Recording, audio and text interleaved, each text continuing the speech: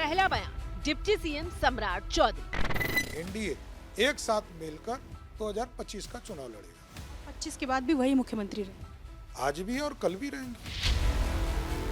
दूसरा बयान प्रदेश अध्यक्ष दिलीप जायसवाल। स्लोगन ही है हमारा बैकड्रॉप का कि 2025 फिर से नीतीश। तीसरा बयान मंत्री प्रेम कुमार। विधायकों की सहमति से जाकर के आने वाले समय में पार्टी तय करेगी। 1, 2, 3 बिहार में बीजेपी के तीनों बड़े नेता हैं। तीनों के बयान ने एक बार फिर सवालों का पिटारा खोल दिया है। सवाल उठा दिया है कि बीजेपी में इतना कंफ्यूजन क्यों है। एक लाइन में पार्टी के नेता क्यों नहीं बोल रहे कि चुनाव में एनडीए की जीत हुई तो नीतीश कुमार ही मुख्यमंत्री होंगे।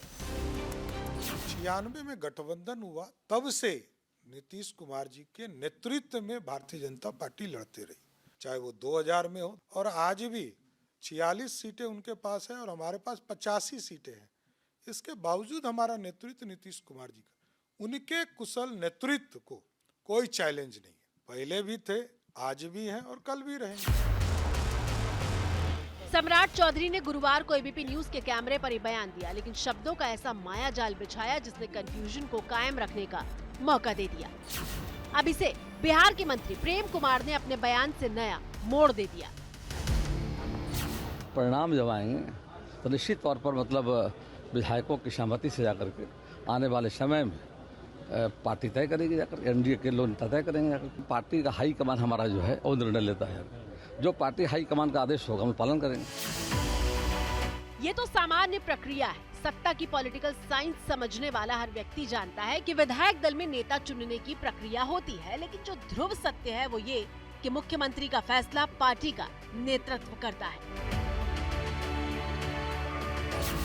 बिहार में बीजेपी अकेले प्लेयर नहीं है, इसलिए नीतीश के नाम का फैसला बीजेपी का संसदीय बोर्ड तो नहीं ही करेगा। सवाल ये है कि नीतीश ही सीएम होंगे तो फिर बीजेपी वाले साफ साफ बोलने से बच क्यों रहे हैं। अब बोले कि चयन का प्रक्रिया भी बताइए, तो मैंने कहा चयन का प्रक्रिया तो अपना बोर्ड करती है, लेकिन 2025 फिर से नीतीश।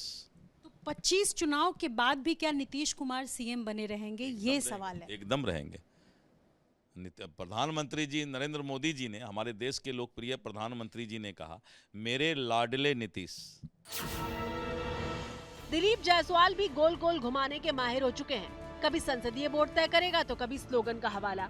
सवाल तो यह है कि बीजेपी का नेतृत्व कहीं कुछ और तो नहीं सोच रहा। ये सवाल इसलिए भी अहम हो जाता है क्योंकि पिछले दिनों नीतीश कुमार के बेटे निशांत ने कैमरे पर आकर मांग रखी थी कि एनडीए पिताजी को नेता घोषित करे। एनडीए भी घोषित करें और हमारे जेडीयू भी कार्यकर्ता सारे नेता सब मिलकर घोषित करें, एनडीए भी घोषित, सीएम है और सीएम के उनके नेतृत्व में हमारी सरकार बने, फिर से विकास का क्रम जारी रखें। अगर सीएम के नाम को लेकर कोई पेच नहीं है तो फिर निशांत जैसे गैर राजनीतिक व्यक्ति को कैमरे पर आकर इस तरह की बात कहने की जरूरत क्यों है। जेडीयू के सामने महाराष्ट्र का अतीत आईने की तरह है। आरजेडी के नेता बार बार शिंदे का नाम लेकर नीतीश की पार्टी को डराने की कोशिश करते हैं, साथ आने का ऑफर देते हैं। जदयू के कुछ नेता हैं जो पहले बीजेपी में रहे हैं और बीजेपी के लिए खेला करने के लिए वो राष्ट्रीय स्तर का कुछ पदाधिकारी भी बन गए। कब कब्जा कर लेंगे जदयू पर कोई ठीक नहीं है। दूसरा एकनाथ शिंदे नीतीश बाबू होने जा रहे हैं।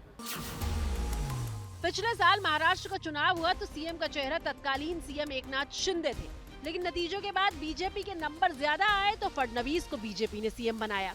ये थ्योरी जेडीयू को परेशान करती है, लिहाजा पार्टी के नेता चाहते हैं कि ऐलान खुल्लम खुल्ला सबके सामने होना चाहिए। लेकिन नीतीश कुमार जी ने कभी कृपा की राजनीति नहीं की है। उनको ताकत हमेशा जनता ने दी है कि नीतीश कुमार जी अभी मुख्यमंत्री हैं और आने वाले चुनाव में जनता के आशीर्वाद से फिर से मुख्यमंत्री के रूप में सेवा करेंगे।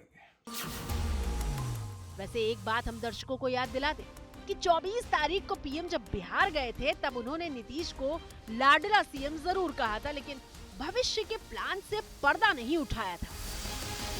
बिहार के लोकप्रिय एवं बिहार के विकास के लिए समर्पित हमारे लाडले मुख्यमंत्री नीतीश कुमार जी, लाडले मुख्यमंत्री नीतीश कुमार जी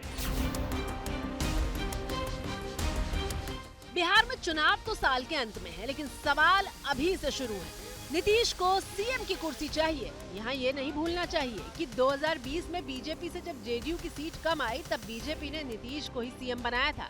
लेकिन 5 साल में गंगा में काफी पानी बह चुका है, इसलिए सवालों का पहाड़ खड़ा है। आगे आगे देखिए होता है क्या।